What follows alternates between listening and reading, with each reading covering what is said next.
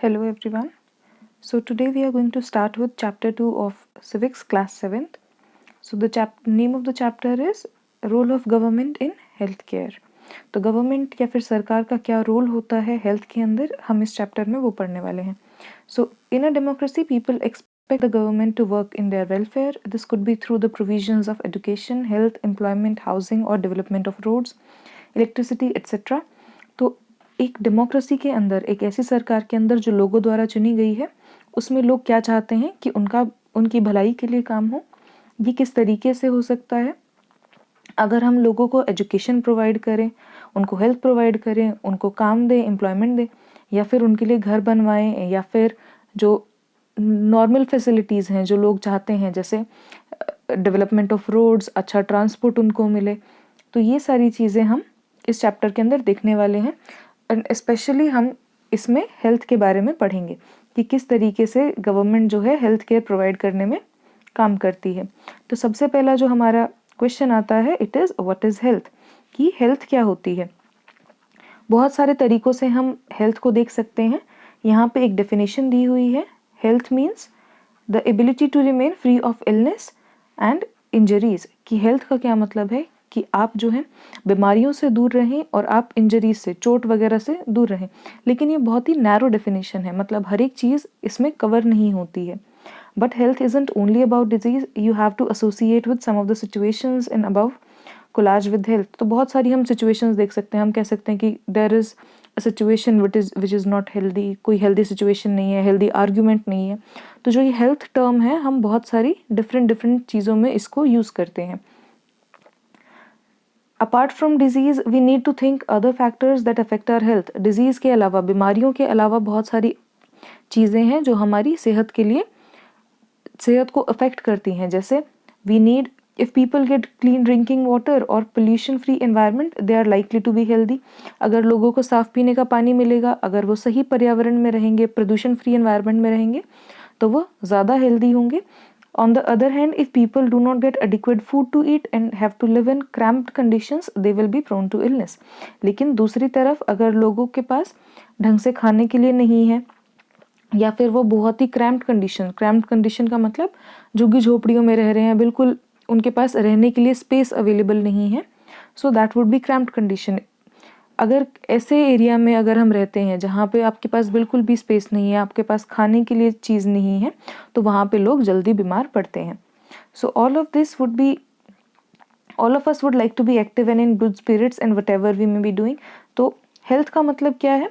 Health, अगर कोई व्यक्ति डल है, इनएक्टिव है, एंक्शियस का मतलब होता है डरा हुआ. अगर बहुत ही लंबे टाइम तक अगर आपके अंदर डर रहता है तो इसको हम एंक्शियस या फिर अ पर्सन विद एंग्जाइटी बोलते हैं. सो ये सारी चीज़ें भी हेल्थ के अंदर आती हैं. तो आपको, अगर आप चुस्त दुरुस्त फील करते हैं, आप अच्छा फील करते हैं, तो ही आपको हेल्दी कह पाएंगे. That is your mental health, कि आप फिजिकली अच्छे नहीं दिख रहे हो, आप बीमारियों से फ्री हो, आपको कोई चोट नहीं लगी हुई है, लेकिन आप मेंटली भी बिल्कुल रिलैक्स्ड हो. We all need to be without mental strain. हमें सभी को दिमागी में शांति चाहिए. And all of these various aspects in our life are a part of health. और ये सभी physical as well as environmental and mental, तो ये सारी जो चीज़ें हैं ये हमारी हेल्थ के लिए बहुत ही ज़्यादा ज़रूरी हैं. तो अब हम देखते हैं health care system in India, कि इंडिया के अंदर किस तरीके का हेल्थ केयर सिस्टम है. So here on the left side we have the pros. Pros का मतलब है कि कौन कौन सी चीज़ें इंडियन हेल्थ केयर के अंदर अच्छी हैं.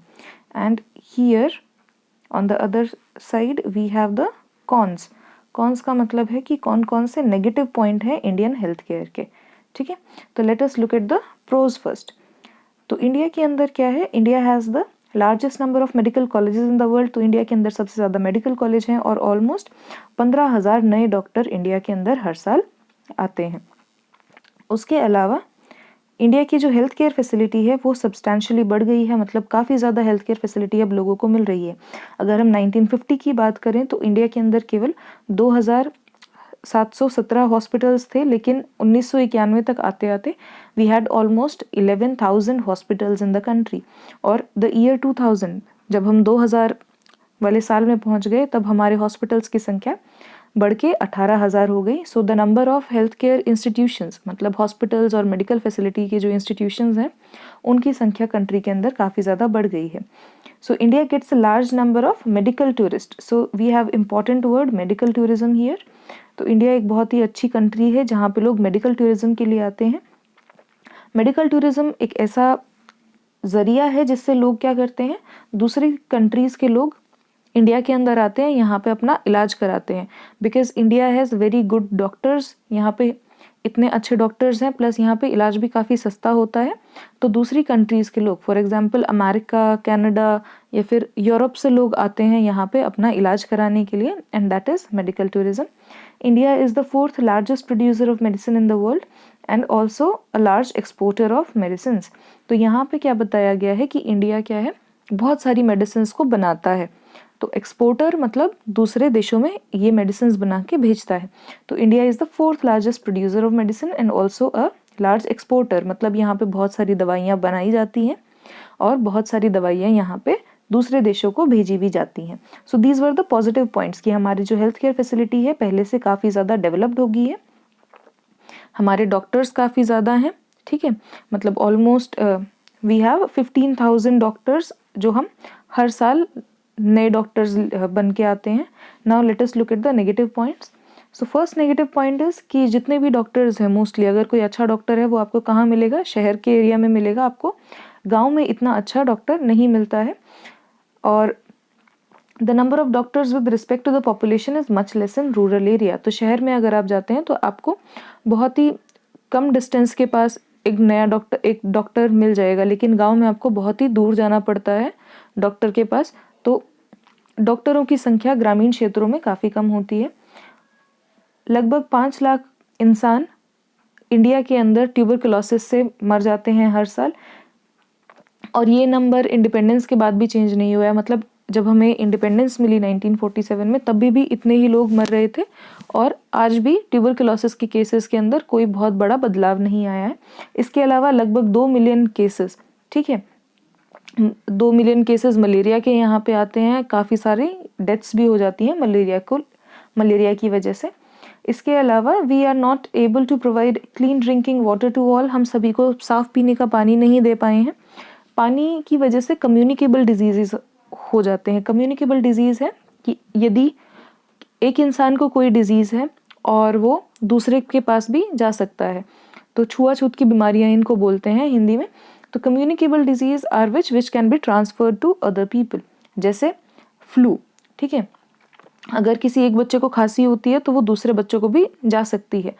So similarly you have diarrhoea, worms, hepatitis, ये सारी वाटर बॉर्न डिजीज़ हैं, मतलब ख़राब पानी की वजह से ये डिजीज़ एक दूसरे की तरफ जाती हैं, एक दूसरे में फैलती हैं। तो डायरिया है, वर्म्स हो सकते हैं पेट के अंदर, तो ये सारे पानी की वजह से होते हैं। Half of the children in India do not get adequate food to eat and are under nourished Indian children की जो पॉपुलेशन है तो उसमें आधे से ज़्यादा बच्चों को अच्छे से खाना नहीं मिल पाता है, दे आर अंडर नरिश्ड, मतलब उनका जो पोषण है वो पूरा नहीं हो पाता है, वो बच्चे कुपोषित रह जाते हैं। सो ये सभी इलनेस और डिजीज़ को ट्रीट करने के लिए हमें बहुत ही अच्छी हेल्थ फैसिलिटीज़ चाहिए, जैसे हमें अच्छे हेल्थ सेंटर्स चाहिए, हॉस्पिटल्स, लैब्स वगैरह अच्छी होनी चाहिए ताकि हम ब्लड टेस्ट करा सकें या फिर जो भी हमारे टेस्ट हैं वो अच्छे से कराएं। एम्बुलेंस सर्विस ऐसी होनी चाहिए कि टाइम पे आपको एम्बुलेंस मिल जाए। ब्लड बैंक्स अवेलेबल होने चाहिए ताकि कोई भी अगर फेटल इंजरी होती है, कोई भी बहुत ही घातक अगर बीमारी है तो आपको खून की कमी ना पड़े। तो ये सारी सर्विसेज आपके पास अच्छी होनी चाहिए, and that can provide the required care and services that patient need. In order to run such facilities we need health workers। और ये सभी जो फैसिलिटीज़ हैं, अब लैब्स के अंदर कौन काम करेगा, हेल्थ केयर वर्कर। आपको अगर फॉर एग्जांपल कोई ऑपरेशन कराना है तो आपको डॉक्टर या सर्जन चाहिए। तो ये सारी चीज़ें, इन सभी इंफ्रास्ट्रक्चरल चीज़ों के अलावा, मतलब जितनी ये सभी बिल्डिंग्स, लैब्स वगैरह वाली चीज़ें हैं, इसके अलावा आपको एक अच्छी वर्कफोर्स चाहिए, आपको काम करने वाले लोग अच्छे चाहिए। जैसे आपको वर्कर्स चाहिए, nurses, qualified doctors and other health professional जो अच्छी एडवाइस दें, आपको अच्छे से ट्रीटमेंट करें। तो इन सभी की भी काफ़ी ज़्यादा ज़रूरत है इंडिया में। We also need the medicine and equipment that are necessary for treating patient. These facilities are required to take care of us। तो डॉक्टर्स के अलावा, बिल्डिंग्स के अलावा, हॉस्पिटल्स के अलावा हमें क्या चाहिए? अच्छी दवाइयाँ चाहिए और अच्छे इक्विपमेंट्स मतलब जो ऐसे सामान जिसे हम यूज़ करते हैं, जैसे डॉक्टर के पास स्टेथोस्कोप होता है हार्ट बीट चेक करने के लिए, तो आपको वो अच्छा चाहिए। ब्लड प्रेशर मेजरिंग मशीन वो अच्छी चाहिए। उसके अलावा जो बड़े बड़े इक्विपमेंट्स हैं एक्सरेज करने के लिए, या फिर जो सर्जिकल इक्विपमेंट्स हैं, या फिर फॉर एग्जांपल ऑक्सीजन कंसंट्रेटर्स, तो ये सारी चीज़ें भी आपके पास अच्छे से प्रोवाइडेड होनी चाहिए। इंडिया के अंदर बहुत ही सारे डॉक्टर्स हैं, क्लिनिक्स हैं, हॉस्पिटल्स हैं, और यहाँ पे बहुत सारे गवर्नमेंट हॉस्पिटल्स हैं जिनको हम पब्लिक हेल्थ केयर सेंटर्स बोलते हैं। ये सभी सेंटर गवर्नमेंट रन करती है, मतलब सरकार इनको पैसा देती है। And it has the ability to look after the health of a large section of population scattered over hundreds of thousands of villages. तो सरकारी जो अस्पताल है वो इस काबिल होते हैं कि वो बहुत ही बड़ी जनसंख्या को ट्रीट कर सकें, एक साथ उनका इलाज कर सकें। इसके बारे में हम बाद में देखते हैं। Moreover, there has been a phenomenal advancement in medical sciences whereby many new technologies and treatment procedures are available in the country. तो अगर हम पहले के टाइम से कंपेयर करते हैं आज, तो अभी हमारे पास बहुत ही ज़्यादा एडवांस टेक्नोलॉजी है। तो हम जो बीमारी पहले ट्रीट नहीं कर पा रहे थे उनको हम आज अच्छे से ट्रीट कर सकते हैं।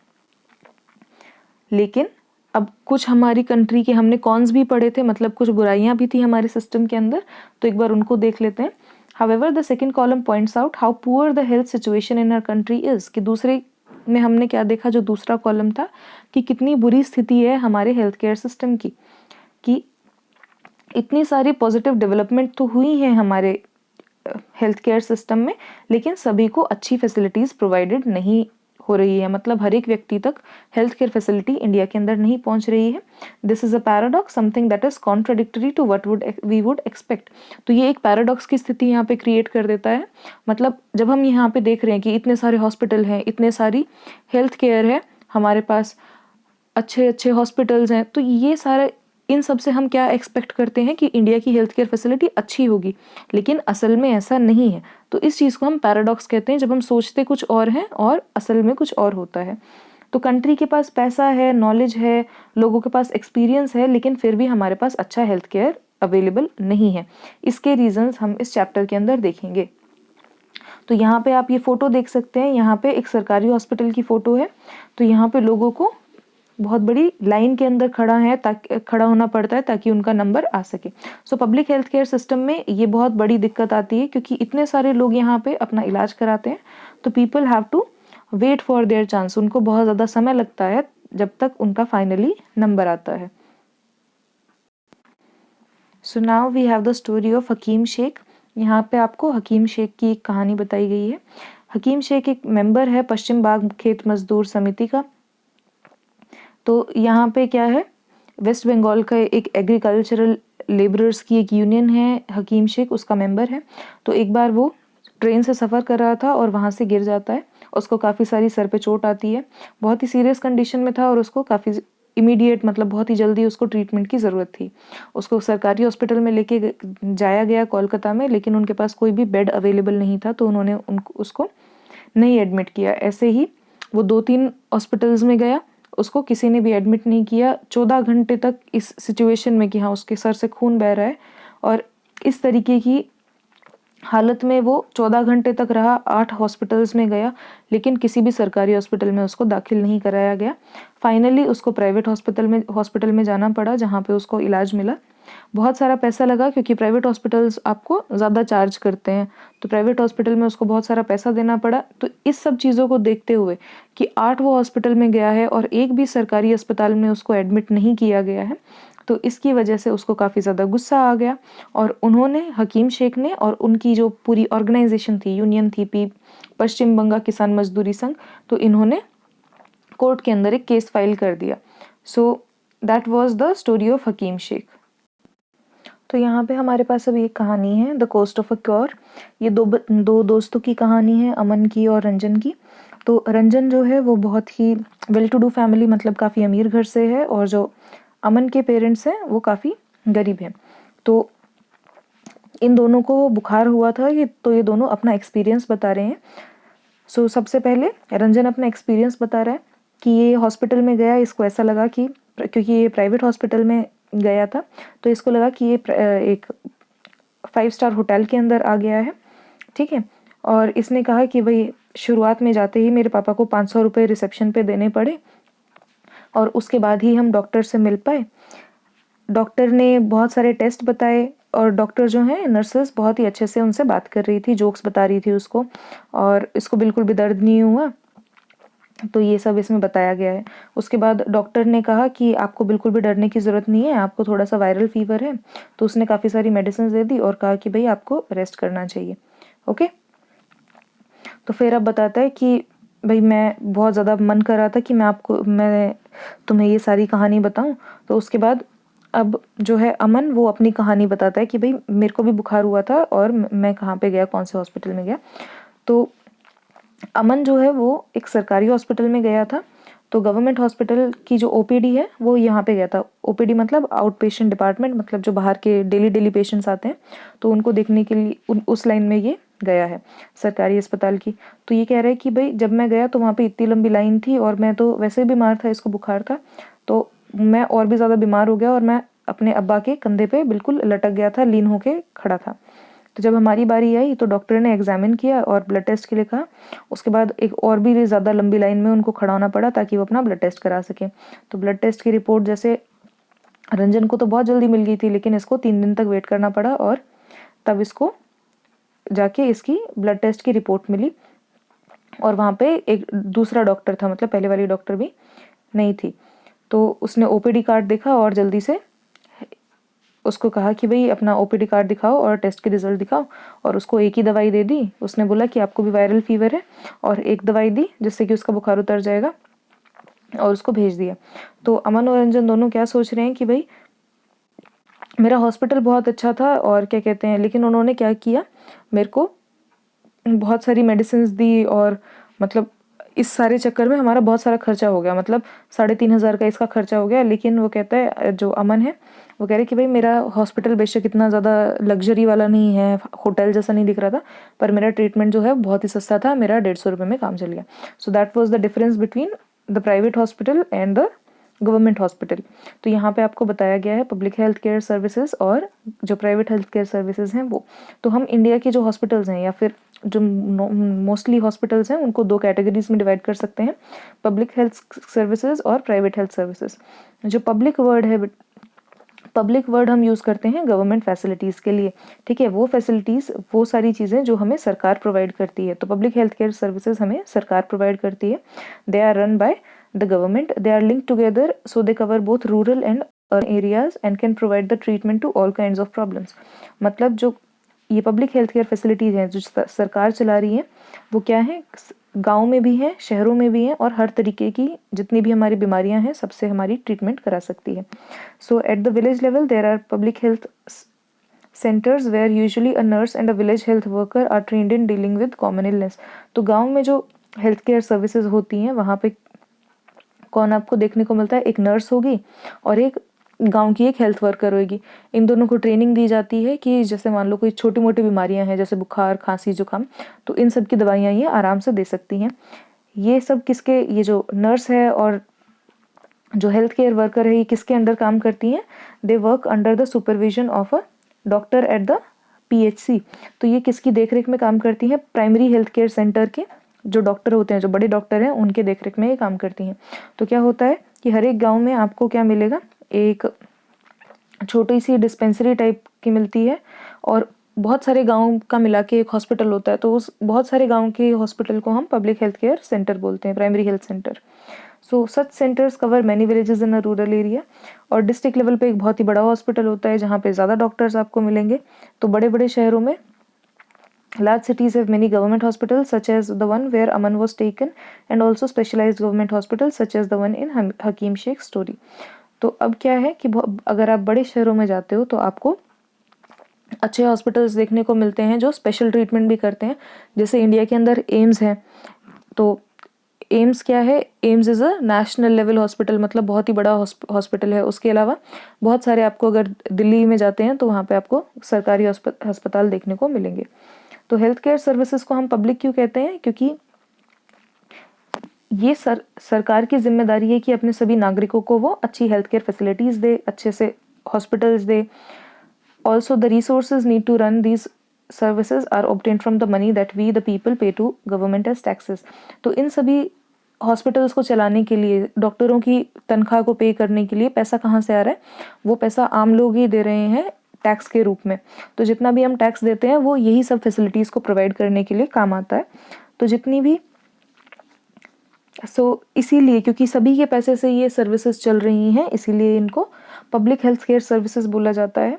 तो एक बहुत ज़रूरी जो चीज़ है पब्लिक हेल्थ सिस्टम की, that it is meant to provide quality health care services either free और एट लो कॉस्ट।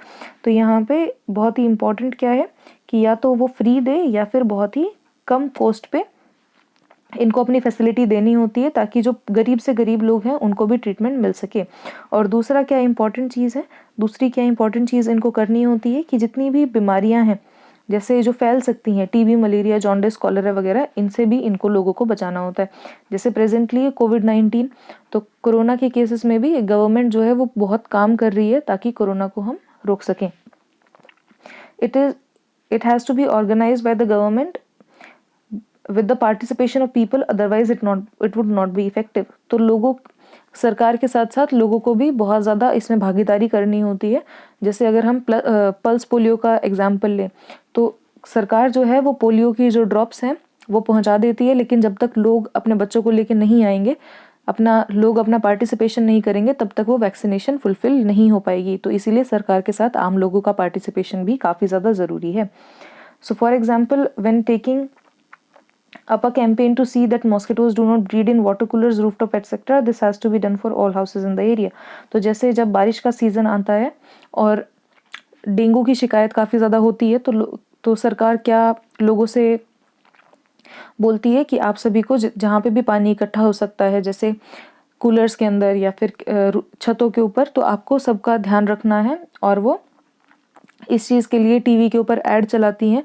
तो लोगों का पार्टिसिपेशन कैसे ज़रूरी है कि वो जाएं अपने घरों में चेक करें कि ऐसा कोई चीज़ यहाँ पे हो तो नहीं रही है।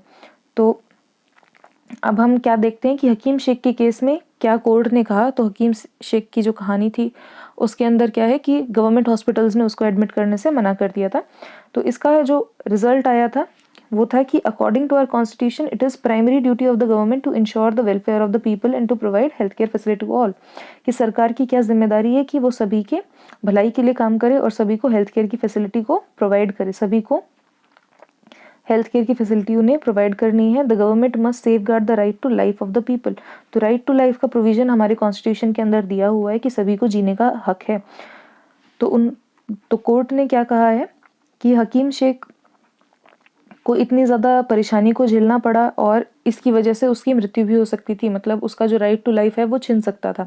उसके सर में चोट लगी हुई थी, खून बह रहा है और उसको किसी ने भी 14 घंटे तक एडमिट नहीं किया है, तो इसकी वजह से उसकी जान जा सकती थी। तो अगर हॉस्पिटल ये सब फैसिलिटी नहीं प्रोवाइड कर सकता है टाइमली, तो हॉस्पिटल का फ़ायदा क्या हुआ? इसका मतलब है कि हॉस्पिटल को किसी भी तरीके से it means that this protection of life is not being given. अगर हॉस्पिटल टाइम से किसी को ट्रीटमेंट नहीं दे पा रहा है तो इसका ये मतलब है कि वो उसके जीवन को प्रोटेक्ट नहीं कर पा रहा है। Okay, the court also said that it was duty of the government to provide the necessary health services including treatment in emergency situation. की एक हॉस्पिटल की क्या जिम्मेदारी है कि आप इमरजेंसी सिचुएशन में ज़रूर किसी को हेल्प करो। Hospital and medical staff must fulfil there duties of providing the necessary treatment. कि हॉस्पिटल्स को और जो मेडिकल स्टाफ मतलब डॉक्टर्स और नर्सेज हैं उनको अपनी ड्यूटी को, अपने कर्तव्य को पूरा अच्छे से निभाना चाहिए और जो भी व्यक्ति यहाँ पे ट्रीटमेंट के लिए आता है उसको अच्छे से ट्रीटमेंट दें। तो हकीम शेख को क्योंकि सरकारी हॉस्पिटल्स ने ट्रीटमेंट डिनाई कर दी थी, तो इसलिए कोर्ट ने स्टेट गवर्नमेंट को कहा, क्योंकि वो वेस्ट बंगाल का था, तो वेस्ट बंगाल गवर्नमेंट को कहा गया कि जितना भी पैसा हकीम शेख का खर्च हुआ है अपने ट्रीटमेंट के लिए आप उसको वो पैसा वापस करें। So that was the story of Hakim Sheikh. अब यहाँ पे आप देख सकते हैं कि देयर इज़ अ वुमेन, एक औरत है और उसका छोटा सा बच्चा है, वो बीमार है। तो यूनिसेफ के अकॉर्डिंग, यूनिसेफ एक इंटरनेशनल ऑर्गेनाइजेशन है, उसने कहा है कि इंडिया के अंदर ऑलमोस्ट हर साल 10 मिलियन जो बच्चे हैं वो क्या कहते हैं ऐसे बीमारियों से मर जाते हैं जिनसे बहुत ही आसानी से बचा जा सकता था। So UNICEF is a international organization जो हेल्थ केयर के लिए काम करती है। यहाँ पे आप देख सकते हैं there is a doctor in rural health centre giving medicine to patient, की जो सरकारी अस्पताल में एक डॉक्टर है वो अपने पेशेंट को मेडिसिन दे रही है। And the final topic is कि वाई पे टैक्सेस टू द गवर्नमेंट, कि हमें सरकार को टैक्स क्यों देना चाहिए। तो जितनी भी हमारी पब्लिक फैसिलिटीज़ होती हैं, जैसे आपके हॉस्पिटल्स हैं या फिर आपके हाईवेज या फिर कोर्ट, जितने भी आपके गवर्नमेंट इंस्टीट्यूशंस हैं वो सभी आपके टैक्सेस के बेसिस पे चलते हैं। तो tax fund development programmes and services such as education, health care, employment, social welfare, vocational training, etc. required for needy citizen. Tax money is utilized for relief and rehabilitation in case of natural disasters like floods, earthquakes, tsunami, etc. Space, nuclear, missile program are also funded from the revenues collected as tax. तो ये बहुत ही important section है कि tax का अगर हम पैसा दे रहे हैं तो सरकार उसको कहाँ कहाँ यूज़ कर रही है। वो बच्चों की पढ़ाई में, जो सरकारी स्कूल होते हैं उनको चलाने के लिए काम आते हैं, सरकारी अस्पतालों को चलाने के लिए काम आते हैं, प्लस सोशल वेलफेयर के लिए, मतलब गवर्नमेंट जितने भी प्रोग्राम्स कराती हैं, सब्सिडीज़ वगैरह देती है, तो ये सारे भी जो हमारे पैसा होता है टैक्स का पैसा उससे ही होता है। इसके अलावा जैसे कोई भी अगर नेचुरल कैलेमिटी आती है, देश के अंदर कोई भी ऐसी स्थिति आती है जैसे भूकंप आ गया, बाढ़ आ गई और तबाही मच गई, तो उसको भी रिकंस्ट्रक्ट करने के लिए, उसके लिए भी आपको पैसा चाहिए, तो वो पैसा भी टैक्स से ही लिया जाता है। एंड फाइनली स्पेस, न्यूक्लियर और मिसाइल प्रोग्राम, तो जितने भी हमारे ये ऐसे प्रोग्राम हैं जैसे हम अंतरिक्ष के अंदर भेजते हैं सैटेलाइट्स वगैरह, तो ये सैटेलाइट का पैसा कहाँ से आ रहा है, ये भी हम टैक्स के पैसे से ही ले रहे हैं। सो that was your part 1 of the lecture. Tomorrow or in the next video we are going to start with private health facilities. So bye bye everyone, take care.